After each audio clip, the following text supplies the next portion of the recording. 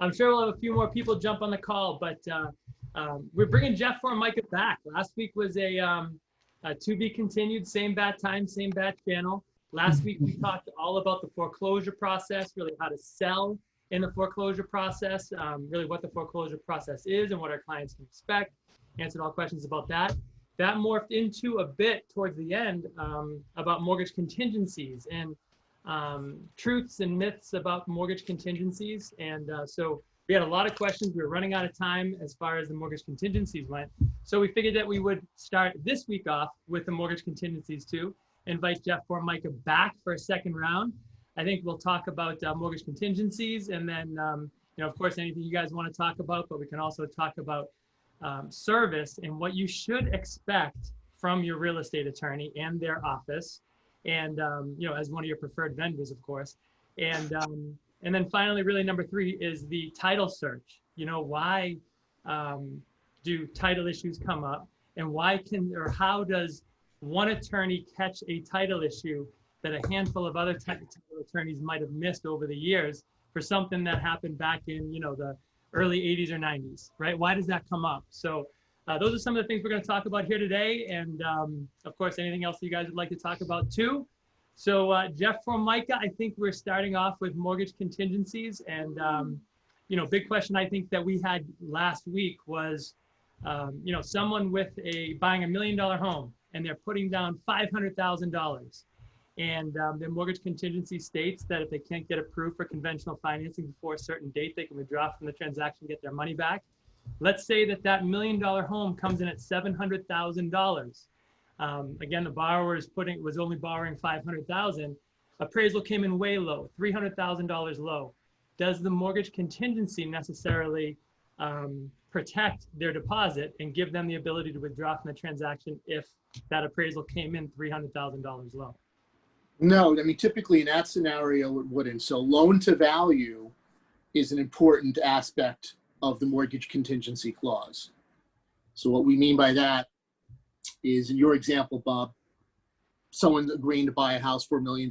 They love the house, but they're only borrowing $500,000 or 50%. And this is an extreme example, but it's a good example to drive home the point. Even if that property appraises at 700, 800, they'll still qualify to get that loan because they're putting $200,000 or $300,000 down. They're putting more than 20% down. So that clause, unless there's a separate contingency, guys, hang on one second, I had a call that came in. Unless there's a separate contingency that the deal is subject to appraised value, they will still be able to get the loan, and they'll have to move forward with the closing. Not necessarily a bad thing. There are some people who, after they look at 50 homes, are willing to pay $1 million for a particular house. I've had clients over the past 28 years who have said, I don't care, I want what I want. Depends on where they are in life and so on and so forth. But if you get into a higher loan to value, like 95% or FHA, for an FHA loan, you don't even need to have an appraised value clause. If it doesn't appraise out, they're not going to get the loan. So why complicate things and scare off a seller by putting appraised value if you have an FHA loan? If it doesn't appraise, you in fact will be denied financing, and the clause already protects you on that. But when you get into anything between FHA and 20% down, that's your gray area. Maybe you can still get a loan, but maybe now you're paying PMI where you thought you weren't, or you're paying more PMI where you thought you weren't going to pay a certain amount. And that's where the appraised value contingency can help. I don't know if that sort of answers the question, but that's the issue you have, is whether you're putting that in. I am seeing, though, in this market, which is, of course, crazy, everyone knows it, as opposed to the last time the market got crazy, and I forget how many years ago that was, a few years ago, the appraisers would knock out the deals. They would not appraise these properties. But now people are doing 10, 20, I've got deals 40, 60,000 over, and the appraisal is still coming in. So we're starting to see that the appraisers, I don't know why, but they're still finding value in these homes. Yeah, I think some of the smaller towns, it's been difficult. Like if you're buying Halifax or down your way, Jeff, like Millis, or towards 495, like Mendon, just you have a lack of comps. That has made it pretty hard. But if you're in an area that has a lot of comps within a small area, you'll be fine probably. Yeah. So we were just talking about that extreme example. So somebody that had a lot of money to put down on a new house, and how the mortgage contingency may not, you know, protect them if an appraisal was to come in low. You touched on it briefly, but if somebody put down, let's say 5%, let's say they're buying a $500,000 home and they're putting 5%, so their loan amount is 475, and let's say the appraisal comes in at 485. So what happens then in a situation like that? They'll be protected on the mortgage commitment deadline, the mortgage commitment clause. Most likely they'll be denied financing, or not denied financing, but the appraisal will come up, and then you can try to renegotiate the deal. And usually that's what'll happen. We'll wind up renegotiating the deal. Depending on how much money they have in their pocket, we'll typically be able to get the deal renegotiated for them. So I'm sure the brokers at Keller have dealt with that. Yeah, and that's exactly the point that I was trying to drive home here, guys, is just it's with somebody that is putting more money down, the mortgage contingency can actually kind of work against them in a way, or it's harder for them to get denied for the loan, right, because of the appraisal or almost any matter, compared to somebody putting a very small amount of money down if the appraisal comes in low. To me, that's really important. What are some other things, Jeff, that you might see, other misconceptions about mortgage contingencies? I have a few other examples, but is there anything else that come up often that people question? Couple of things. I want to talk about deposits, amount money being put down, but also the misconception that you can ask for an extension at the time of the expiration of mortgage commitment. So if you have a deal you're putting together right now and the mortgage commitment deadline is today, and the lender needs a little more time, you don't have the right to ask for an extension. Under the strict terms of the clause, and I'm just reading off of the Greater Boston Forum right now, having made such good faith and due diligence, if they fail to obtain a commitment for such loan by X date, the buyer may terminate this agreement by written notice to the seller or the agents. So you don't have a right to extend, you have a right to terminate the deal. And there is confusion on that. People think, oh, I'll just ask for an extension. Asking for an extension does also open up the door for the seller to say, you know what, I don't think I want to extend. I think I'm going to get more money for the property, or seller regret, seller remorse, where they don't want to sell the property. So when you ask for an extension, when attorneys have to, it's something that you got to be really careful on, because it does open the door for the seller to say, yeah, no extension, here's your money back, deal's dead. I've never had that happen, but I've actually had clients who said to me, don't ask for an extension. We know that this particular seller is looking for a way out of the deal. And if we ask for an extension, they're going to terminate, not give us an extension. We'll take the risk. But again, the misconception there is that you have a right to ask for an extension, and you don't. You have a right to terminate the deal. Also, all notices must be in writing. In Massachusetts, we follow something from England called the statute of frauds. And it's an if-then thing. If in real estate, then in writing. So anything you deal with in Massachusetts regarding real estate, everything must be by written notice or in writing. There is no verbal on anything in Massachusetts for real estate. It's called the statute of frauds. Another misconception, that the seller rather, has the right to see that you have a commitment. No. The commitment contingency clause is really it's very much one-sided. It's there to protect a buyer in the event they don't get a commitment so they can terminate. You don't have to prove to the seller you actually have commitment. That's your risk. Once that commitment date comes and goes, it is assumed that the buyer will get a loan, and if they don't, they go into default. Okay? Are there any questions on that from anybody? Because then I want to just talk about deposits. I think. Yeah. I have a quick question. Yeah. You know what? I don't Okay. have it. Okay, someone else did? Sam does. Hey, Sam. I have a question. So when, say, the sell side's asking for proof of the commitment because the sellers are buying another place and so on and so forth. So even then, it's pretty much like us doing a favor by giving information? Well, that's got a few things. That's a great question. Number one, as a loan officer, you really don't have the right to give the commitment letter to anyone but the borrower. Yep. But I am a firm believer of cooperating in a deal. You never know in a deal when you're going to need a favor. When something goes wrong, you screwed something up, you're going to need a favor. If the seller side is looking for demonstration of commitment, I personally don't have a problem upon approval from the client giving it to them with all the private information redacted, okay? Especially if it's going to help them out on some subsequent purchase or something along those lines. You never know, again, if later down the line you're going to need a favor and they're going to say, well, you know what, you weren't really nice when I asked for proof of commitment or something like that. So, you know, you always want to try to be reasonable on transaction and give information as long as it's not going to bite you in the butt. Number two, you have to have, again, that information redacted. There are instances, very rare, but there are instances where a seller in a purchase and sale agreement will put a clause that says the buyer will demonstrate the commitment letter. So in that instance, and that's negotiated, then they do have a right to it. But that's rare. That's going to be 1 out of every 50 contracts I do, 1 out of every 75 contracts, something like that. But there are times when that's in there. Yeah. I want to talk to you guys about down payment. I have a client right now I'm representing. She flips properties and she's sort of new to the business. And she always has a knack for contacting me very late in the game after she's made the mistakes. So she's buying a property in Needham. It's a knockdown. It's $750,000 or $800,000. It's a knockdown. And she put in the offer that she's going to put $250,000 or more, $250,000 down. And I said, you know, you don't really need to do that. Well, why? I said, because understand the way the normal purchase and sale agreement reads, the Greater Boston, the Mars form, and so on. If a buyer is in breach, they agree to lose their deposit.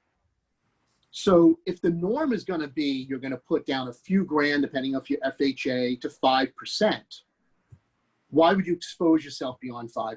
I don't care if you're buying it for cash. That doesn't mean you put cash down at the time of signing the PNS.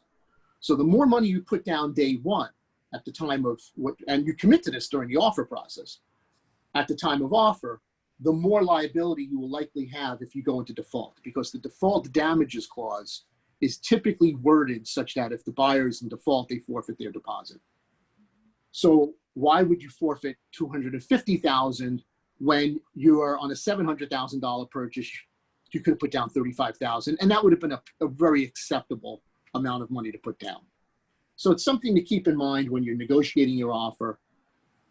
Typical home sale, I don't care if it's Bedford or New Bedford, you're going to have $1,000 down with the offer, maybe $2,500, I'll see $5,000 once in a while just to make it look better, but thousands the typical, we know that. And then at the time of PNS, you're going to go to 5%. In the old days, it would be 5 to 20%, but we're starting to see pretty much it's 5% down now at this point. So just something to keep in mind, because that's going to bite you in the butt later if you go into a default situation. And that's it. Perfect. Now, let me ask you this question. So I wake up on the wrong side of the bed one day. I just don't have it all, my wits about me or whatever. And my underwriter sends me a mortgage commitment letter, and it's on the day that it's due. It's really late. I just say, sweet, we have the commitment. I send it out. Later on, we find out that it was subject to a pay stub, right? Something I would never normally allow a commitment letter to go out based on or subject to. And let's say that the buyer provides that pay stub to me after the mortgage contingency expires and their income is lighter than we expected, right? It's lower than we expected. The borrower is denied because of it. Is the borrower protected because our mortgage contingency letter was conditioned upon a pay stub? The answer is no. The bank is protected because they did their job by giving a proper commitment with actual proper contingencies, but the buyer's not protected. They would need to extend because the conditions are outside of their control or they have not been finally reviewed. That being said, I'm gonna be honest with everybody. I mean, most of the loan officers I work with, Bob, such as you, are very select few. I don't work with tons of loan officers. And I will often call my loan officers on the day of commitment or shoot them an email, say, how are we looking? If I have 10 commitment letters, 9 of them have conditions. And as I always say to the client, it's not that I'm expecting conditions. It depends on what kind of conditions. Are they conditions that are outside the control of the buyer? For example, a commitment letter that is still contingent on review of appraisal. That's going to be outside the control of the buyer. So that you need to extend for. Pay stubs, actually, I don't typically extend for because I'm typically expecting that the buyers pay and their pay stubs are going to be regular and consistent. But if we have an indication that there's a change of job or change due to COVID or something along those lines in terms of income, yeah, that's something we got to discuss. But we look at those conditions, and as I say to people, are they doable conditions, manageable conditions? Are they simply, you sent us a copy of this, we need the original. You sent us your bank statement from last month, now we need this month's coming in, and so on. So things that are going to be not a shock, not unexpected, and all within grasp of being able to obtain, rather than a condition that says get naked, pour gasoline over yourself, and jump through a burning hoop. That's not manageable, doable, and that you need to extend for. So I'm never expecting a clean commitment. That's actually rare. A pristine commitment and a clear to close on the commitment date is not common. What we're looking for are, all right, do we have commitment letter, and what are the conditions? Are they within grasp? Because once that date comes and goes, again, it is expected that the buyer will get financing, and if then they don't, they're in breach, then your breach clause kicks in and your deposit's at risk. I will tell you, historically, in the firm's 28-year history, I think I've had maybe 4 or 5 breaches. I had a very interesting deal with Bill of the Keller Williams office. He was an interesting client. But I've only had 4 or 5 breaches, and I want to say 3 of them were intentional breaches where my client said, I am not going to perform. One had a $180,000 deposit. That's how big that deal was. And they made a determination that they were going to walk away from their money, which was so alien to me because it's so uncommon. I mean, if you think about the thousands and thousands of deals we've closed, to see a number of, maybe 4 or 5 breaches, that's actually very rare.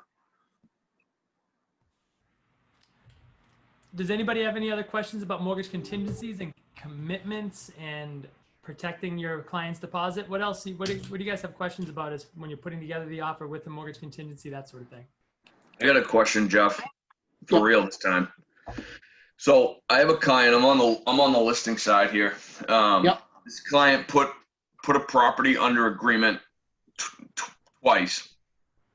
First time, they sent us a release of their $1,000.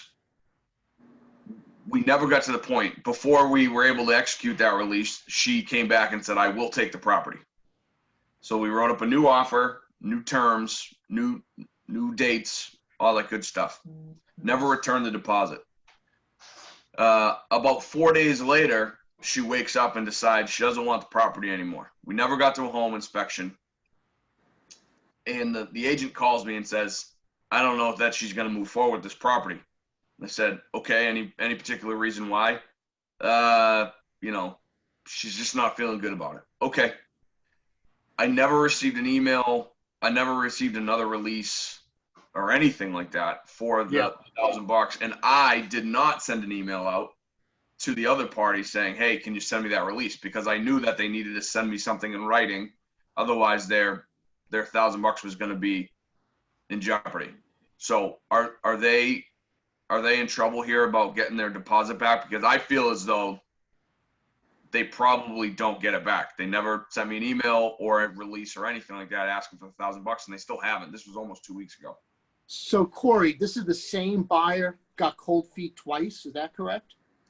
Yeah, the first time we had an issue with the homeowners association, they finally resolved the issue, and afterwards, I think maybe she had a bad taste in her mouth. Yeah. They called me the day of their home inspection. I thought she was calling to confirm the time. And the first time she was willing to give the deposit over to the seller, to your client? No, they sent the release the first time. Oh, she was going to get out completely. Asking for it back. Mm-hmm. Asking for it back. All right, so I'm going to give you a sloppy answer, okay? Yes. Without knowing more facts, like did we generate a purchase and sale agreement? Did we as the seller do everything we needed to do in a reasonable, timely fashion to move the deal forward? The reason I'm going to give you a sloppy answer is because different attorneys will give you a different answer.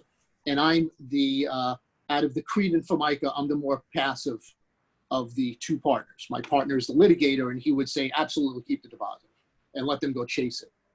My answer is it worth $1,000? We clearly know this buyer doesn't want the property. Even if she comes back for the third time and says, oh, I changed my mind. It's just, yeah, it's not there. They don't have to have this house, this property.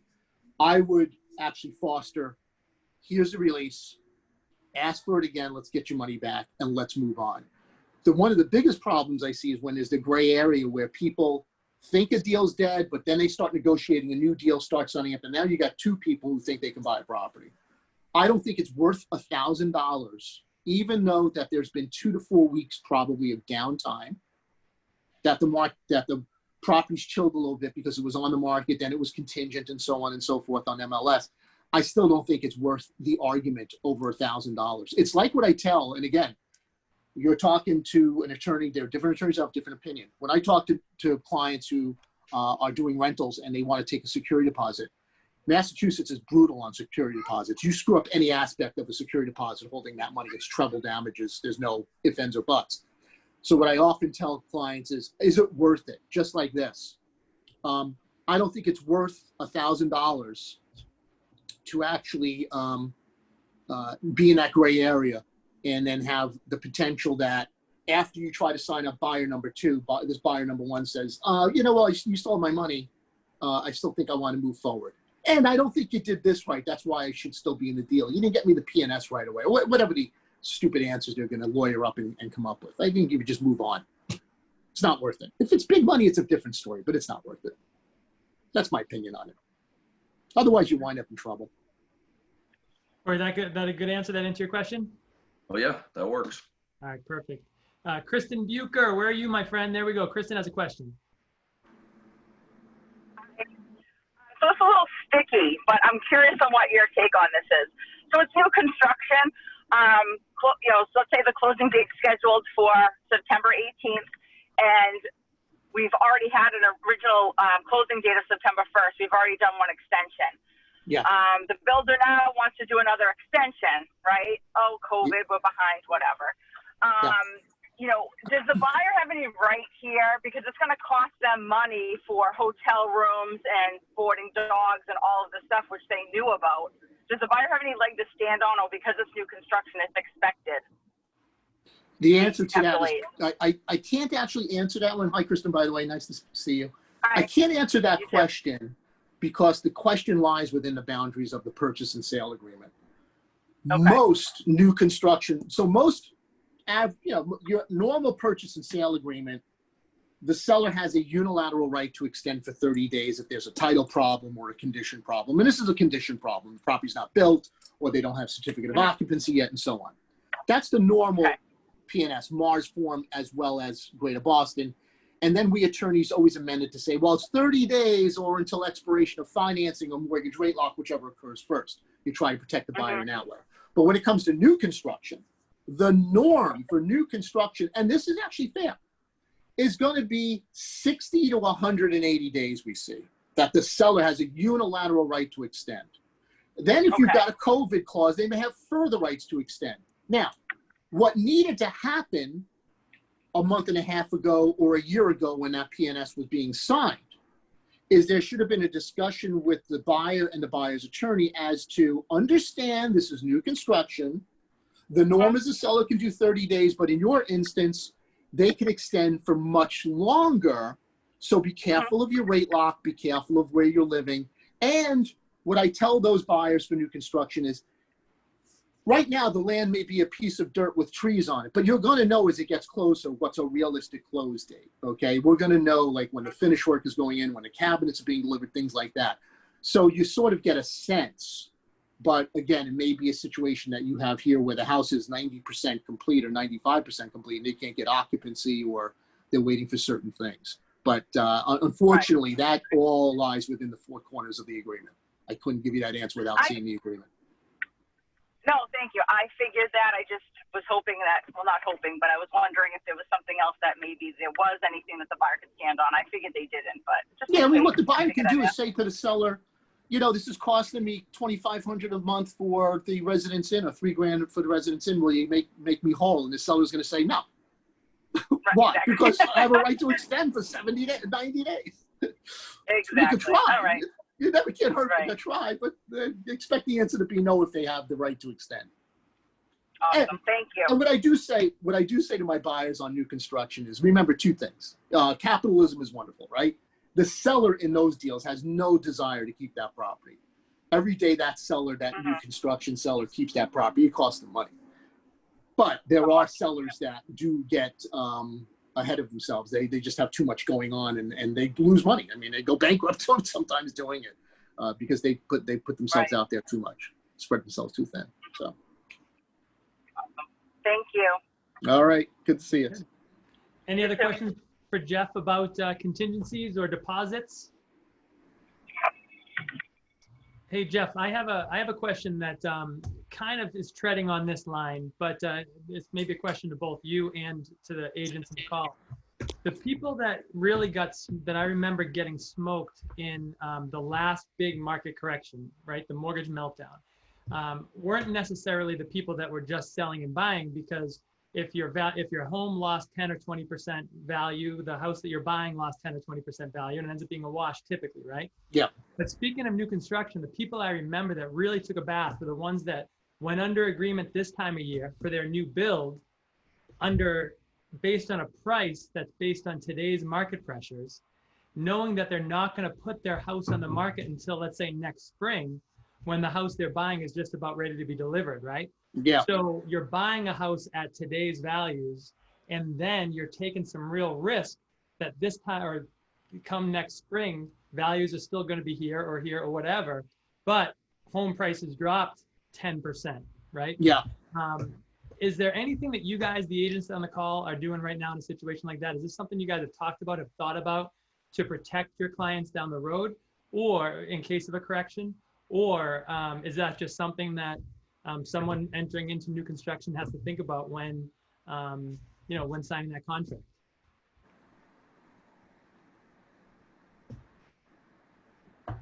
Now, Bob, are you asking me that question or to the agents?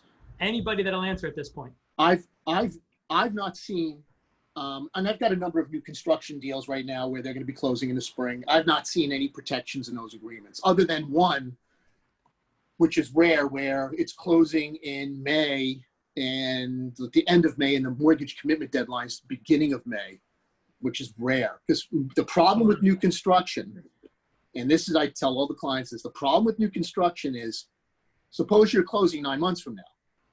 Your mortgage contingency is going to be 45 or 60 days away from today. And basically the commitment letter you get is not worth the paper it's written on by the time next spring comes. You could get hit by a bus, or you can lose your job, or anything could happen. So the risk with most new construction is, even if you have a mortgage contingency clause, it's not going to have any value by the time you close, because the date is going to be so far in advance. The builder's not going to say, don't worry about it, I'll build you a new house and it'll be ready next June, and we'll make the commitment like 45 days prior to June of 21. They're not going to do that to themselves. They're building you a house. They want to know that you got commitment now. So that's always a risk that I typically see. And we have those discussions with the buyers, and we just tell them, I mean, it's a risk. You got to maintain your job. You got to maintain your credit. In terms of value, I guess the market could crash a little bit. Anyone who bought a property, I would say in 08 or 09, even if they had a crash on value, that's rebounded by now and is beyond. So it's sort of like, you can't, you have to almost look at like a stock too. Sometimes you buy a stock and it's just a crappy stock. Sometimes you buy Radio Shack because you like Radio Shack, and the next thing you know, they're in bankruptcy. It's with a house, the same kind of thing. Sometimes you got to hold on, but you don't have to get rid of it. You got to just hold on to it. I get a medium peach passion refresher. Yeah. Classic, Bucher. Classic. Like a refresh, like what? Yeah, so that makes sense. But I guess the other thing to think about too is, what's that, miss? I'd like a donut. Yeah, exactly. So I guess the other thing to think about is, if we are, let's say somebody was under agreement today for new construction, and I'm selling my house next spring, and I'm expecting to net $200,000 from the sale of the house Yeah. to use as the down payment on the new home. My mortgage contingency, like you said, Jeff, is going to be like in October at this point, right? Yeah. Yeah. Subject to $200,000 in net proceeds that I'm using for the down payment on the new house. Yeah. If now the housing market, corrects even a little bit, maybe I don't net 200,000 anymore. Maybe I'm netting 150, and maybe I don't have the money to buy the new house come next spring. I guess those are all really, new construction is really just much riskier for the borrower, for the buyer, than even a lot of us, I think, when talking to our clients, realize with them, right? Yeah. Yeah. Especially when you're writing that check. Yeah. There's definitely risks there. I've really, thankfully, like I said, in all these years I've been doing this, I've had very few things really blow up to that degree where they don't close. I think generally when stuff's going to start hitting the fan, as long as everyone wants to make the deal happen, people will work around timeframes and try to extend and be somewhat reasonable. But then again, who's seen COVID? Who's seen all these extreme circumstances where you just don't know what's going to happen? But there is risk. As I always say to my first-time home buyers, you're going to get stressed out. You're going to get frustrated. You got to get a lot of stuff for the bank. You're going to be overwhelmed. But remember, this is the easiest deal you'll ever do. And they say, well, what do you mean by that? So it's much more complicated as life gets complicated. And all of a sudden, on one day, you're selling your home in the morning, and then you're buying your new home in the afternoon. So the first house is always the easy one. You're going from a rental or your parents' house to a house. But as things go on, things get more complicated. There's more risk, and it's something that you have to just deal with. Right. And the goal is to make sure it's manageable risk. And suppose you don't walk away with 200, can you walk away with 150 or 175? So you got to keep those contingencies in place. Hey, and having a good broker, that's not because you guys are on the phone and you're good brokers over there, but having a good broker and knowing what you're doing is a huge help, because this stuff happens well before the attorneys enter the equation. Right. Yeah. So getting on to service, guys, I want to talk with you a little bit, Jeff, because, everybody has their, team of professional partners they work with. Really, I guess, what should the people on the call here expect from the real estate attorneys we work with? What should a great seller's representation look like? What should a great buyer's representation look like? Especially if an attorney is going to put a buyer's rep fee or a seller's rep fee on a closing disclosure. What should that look like?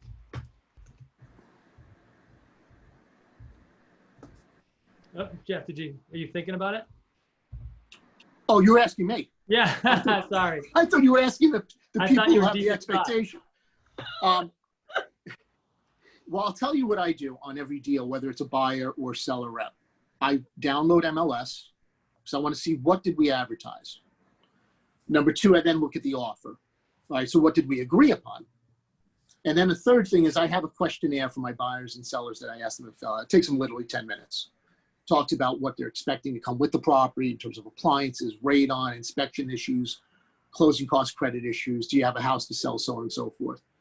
I think the biggest thing you have to be able to do is, but listen, I'll be the first to say it. You can't always meet the expectation, but communication is the big thing. On all of my deals, I always copy, and I talk to the clients about this day one, I always copy the agents. I copy everyone in the deal on all my emails, even when I'm emailing the other attorney on the other side. So if I'm representing a buyer, when I'm sending out my changes to the seller's attorney, I will copy my agents and the client. And the reason for this is I think the biggest problem people have with their lawyers is they just don't know what the hell's going on. So you'll know what's going on because you'll be seeing emails. So if you want to check your emails at 10 o'clock at night even, you'll see what events happened. Truth be told, this market in the 28 years is probably the busiest or top 3 busiest I've seen. 08 was nuts, and the early 90s were nuts. That's how long I've been doing it. So I've been doing it for over 30 years, but in these 28 of the firm's history, this is probably one of the busiest times. It is very difficult to keep up with emails. Since we've started, I'm not looking at my computer right here. I think I've gotten about 40 emails. So to get 250 or 500 to 400 emails a day is my typical normal day. I then have to go through them and I put them each in a particular folder. I don't throw away emails. We save everything. But I think the expectation is communication. And I will tell you guys this too. Another misconception about financing contingency, and then just something personal. To me, the most difficult aspect of any closing for me is the purchase and sale agreement. Absolutely. Sitting through the closing, the title review, the paralegals put together the packages, going to record, all of that is a part of the process and steps. But to me, I will say it is the most difficult and time-consuming thing. An average P&S is going to take me 1 to 2 hours to do. It's just a given. And there are some purchase and sale agreements where I will literally have 200 to 300 emails in a folder on negotiating the P&S because of something that's gone wrong, because of the personalities in the deal, so on and so forth. And I don't mean to always signal out, we had a very unique deal, but Bill and I had a deal with a very particular client, and there had to be literally a few hundred emails in that folder over a deal that could have gone probably a lot easier, but it was the nature of the beast. Some deals are very difficult. So communication is the key, and just being available and being a psychiatrist more than a lawyer. I always tell people 10% of what I do is legal and 90% is, therapy, because it's a very stressful process for people. The other misconception, which I just want to touch on because I was thinking about it and failed to mention it, is the financing contingency does not protect someone on the need for someone to sell their home. So if you are buying a home and you need to sell a house, there's a big misconception out there that, well, if you can't sell your house, therefore you can't get financing, the mortgage contingency clause protects you. It does not. Even some attorneys don't get this right. If you need to sell your home in order to qualify to buy a home, that has to be a separate contingency. You cannot bootstrap your protection into the financing contingency. And a smart lawyer on the other side is going to know that, and you will be in breach of contract. So if anyone has questions on that, let me know. Speak now, forever hold your peace. So Jeff, on that particular topic, if I understand you correctly, you're talking on behalf of somebody selling a home, but it's subject to them purchasing. Could you explain that scenario one more time before I ask my question? Sorry, yeah. So if you're working with a buyer as a buyer agent, and your buyer has a home that they need to sell, yeah, in order to qualify for financing for their purchase, yeah, that offer has to make the deal contingent on them selling their home. Okay. Yep. The financing contingency alone does not protect them. But so on the original offer that's written up by the realtor, we state that subject to sale of 123 Main Street, Whitman, Yep. Whatever. Yep. So it's stated unless there. the buyer's willing to take a risk on their deposit. Okay. But yeah, it's does that that extreme. language then get carried over to the purchase and sale, which then protects the buyer, or are you stating something otherwise? It gets carried over into the purchase and sale agreement, and then again protects the buyer once again. Okay. If you think about it, if I'm a seller and I got 2 offers, I have an offer from this young couple. They just got married. They have nothing to sell. They live in mom's basement. And I'm listing my house for $500,000, and they offer me $470,000. And then I got another buyer that comes to me, but they've got something to sell. And they give me $500,000. They say, I'll give you $500,000. I might actually take the buyer who's living in the basement because I don't want the contingency. So you got to think about it that way. If you were the seller, would you want to know if your buyer had this, I need to sell my home baggage? And for that reason, it's why it needs to be a contingent, its own separate contingency. The seller has a right to know. And there are many people who make the mistake that think, oh, don't worry about it because if you don't sell your home, you won't get financing, and therefore the financing contingency protects you. That's not the case. It does not. First of all, it doesn't even work in terms of timing, which I won't bore people or confuse people on, but it does not. It needs to be its own separate contingency unless the buyer is willing to take the risk or can find some money from a family member or under a rock. But that's got to be its own separate contingency. Good. Question for you? Yeah. All good stuff. Tell me, does MAR have a finance contingency form in Command? Is there a form number we can use that? I think that's really important that you brought that up, but I'd like to use that in the future. I don't know the question. When you say in command, is that a function? I'm sorry, no. With Keller Williams command system. So my question is there a seller financing contingency form? There are forms. Sale of home contingency forms exist out there. Right of first refusal forms exist. That's actually something I touched on last week, just very briefly, and something we could talk about on another meeting. I will say there are forms out there. I'm dealing with this nightmare right now. Well, specifically a MAR form. I think there's a MAR form, guys. You may know this, that says the deal is contingent on the buyer going under agreement to sell their home, but not actually selling their home. And that's a dangerous, dangerous clause.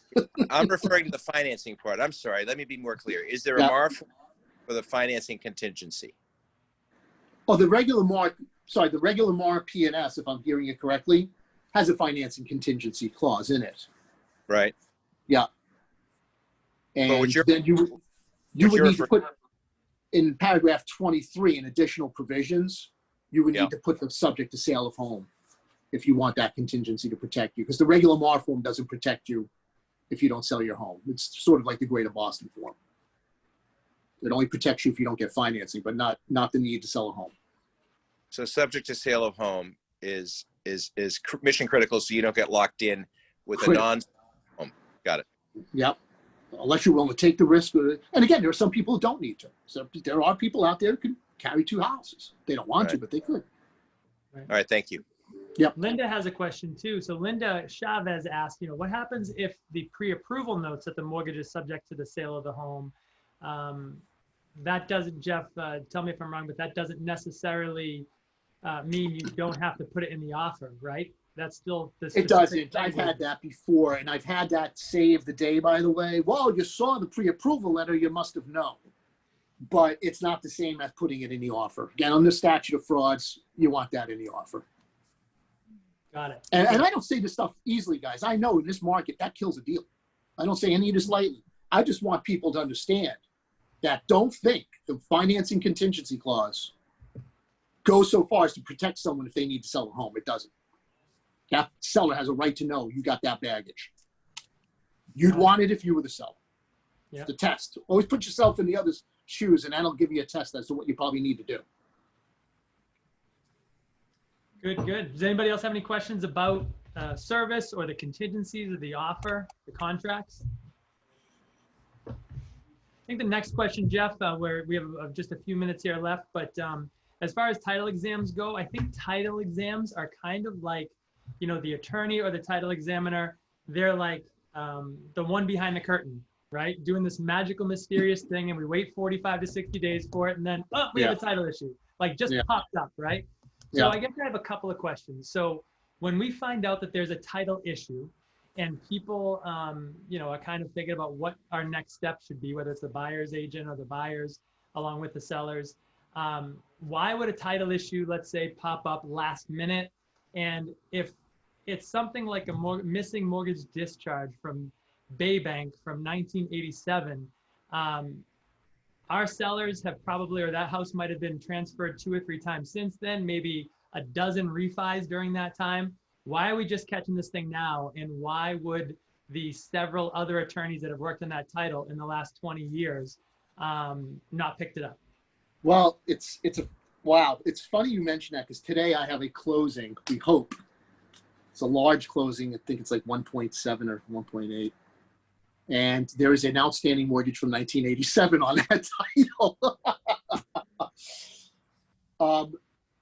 First of all, let me just give a very funny thing on that. And this is something maybe you just sort of put in your back of your mind to remember, because sometimes attorneys miss it. Mortgages expire as a matter of law 5 years after their maturity date. In my 1987 situation, you've got 97, 07, 17. This mortgage will go, so the mortgage was matured in 2017. It will disappear without a discharge as a matter of law in 23 months, 5 years after its origination date. So if you're ever dealing with and you hear a situation, oh, we got an outstanding mortgage, you don't be shy. Ask the attorneys, well, when is there a maturity date? Because 5 years after the maturity date, now suppose that was a 1987 mortgage on a 15-year loan. They may still see it outstanding because it never was discharged, but it may be expired as a matter of law. They expire 5 years after the maturity date. And if there's no maturity date, they expire 35 years after their origination date. How does this happen? First of all, the reason it happens sometimes last minute is in Massachusetts, you have to search title for 50 years. Doesn't matter if the house is a day old. It's the land you search, and it's 50 years. And some of those title exams, which are done by professional title examiners, take time. Number two, how busy is the market right now? Our title exams are coming in rather slower than usual because it's insane. Right now, they're doing tons of refi titles. So, and then to review, once the attorney gets the title, which is anywhere from 25 to 300 pages long, depending on the title, it takes time to review them and you come up with things. There are instances where, in my closing for today, that's one of two problems. Both of these problems are actually 3 owners back. So why didn't they come up previously? I don't know. I think the examiners sometimes can miss things. The registries of deeds are not perfect in how they index things. Or there may have been a determination at the last closing that these issues are not so big as to not move the deal forward, but it doesn't mean it's perfect title. And now I have a very particular buyer today, very particular, who says, I want perfectly clear title or no deal. So I can get insurance over these issues, but they want the issues clear. So we're doing something with holdbacks on this situation. But it depends on how busy the market is. It depends on the complexity of the title, how many chains it has to come back on. Right now, the biggest problem we are seeing is you can't get into the probate court. So if you have a title that relies on probate, on wills and estates, those will, I have a deal now where that I can't close the deal. There's absolutely no history on this title without going to probate. The probate courts are closed. You just can't get access to them, to the records. So that's what that happens. So in a situation like that, I guess 3 owners back, you have this title issue. Let's say that owner or that seller, 3 sellers back, the one that had this mortgage that you talked about from 1987, let's say that they had owner's title insurance and this thing moved forward, they move forward with their sale. There's no way of looking at the title. And I guess one thing that I have always sort of questioned in the back of my mind is owner's title insurance is important. It's really expensive.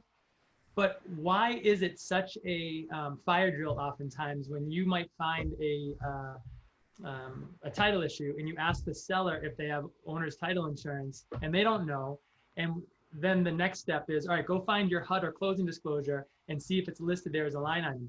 Why is there no database, or why does the owner's title insurance not get recorded? That's a great question. There is a database that I have that all attorneys pretty much have with their own title insurance companies.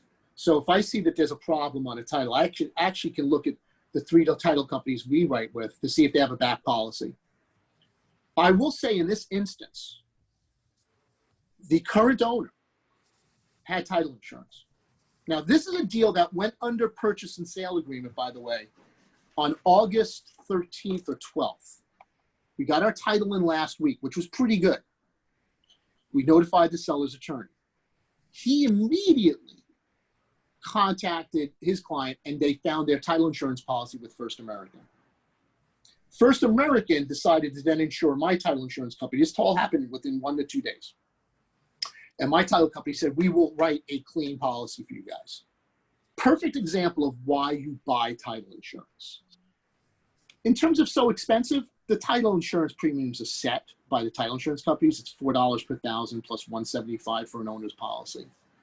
But often these things do come up last minute because it's one of those things that takes the most amount of time in the process. So if you've got a turn date of a P&S and you're 4 weeks later, your title's not going to be done for 2 to 3 weeks. So a week or 2 before the closing is when that title search is going to come in. And I got to tell you guys, and Bob, you probably don't even know this because I do so many of your closings. Bear with me. I would say if I close 10 deals, 2 or 3 have title problems, but we get them cleared up. And the process of this office is we often don't scare people or freak them out, we try to deal with them in terms of getting them cleared up. And then when we know it's going to be a real problem, then we alert them as quickly as we can. We know they got movers and lives to move on with. So, yeah, no, title problems are actually very common, especially outstanding old mortgages that aren't discharged. And a lot of people, when they talk about, you touched on this briefly, but I just kind of want to go back on it to make sure we drive the point home.